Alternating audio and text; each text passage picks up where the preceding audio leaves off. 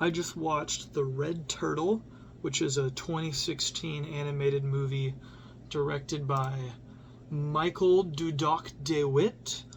He's Dutch. Um, yeah, it was a pretty good movie, I'd say. I really enjoyed it. It was made like co-produced by Studio Ghibli or something like that. So they were involved in some way. So naturally, it was beautifully animated, very pretty movie. Um, there's no dialogue in it. Well, the characters go, "Hey!" They say that like 4 or 5 times in the movie, but that's it. And they yell. They yell sometimes. But there's no dialogue pretty much. And that's kind of the standout feature of this movie for me, I think, because it is pretty cool because it does something interesting in that it I feel like you can put a lot more into a movie, thematically speaking, when you don't have dialogue going on. And this movie kind of made me realize that because this movie is about like it'd be hard for me to kind of be like, here's what this movie is about in one word, because there's so much stuff that happens, and it's about like loss and grief and regret and family and all these things. And that's just a few. It feels like almost like every scene has its own mini theme to it, and I think that's in part and I think it's able to do that because the movie is not burdened down by dialogue. I feel like so many movies these days are so dialogue heavy and reliant on just talking and talking.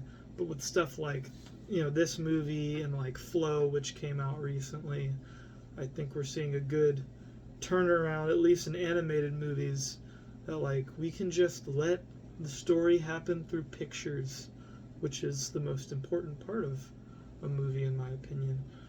And I think it's done very well here, and it's cool. It just shows what can be done when you're not relying on dialogue. All of the creatures in this movie are awesome. There's a red turtle, obviously, and it's very. I don't know. I don't ever know where to go, like spoiler wise, for these movies, because like this movie is. Oh my god, this movie's 10 years old. 2016 was 10 years ago. Um, but it's like, so I guess spoilers if you haven't seen this movie yet, but like when he flips over that turtle and leaves it to die, that made me feel like this movie did a good job of making me like feel things. Like I was mad at the characters, I was sad when things happened, I was happy when things happened. And I think that's the sign of a successful movie, when you feel all the emotions that it's trying to get you to feel. And The Red Turtle definitely does that. I'm trying to think if I have anything else to say about that. I probably do.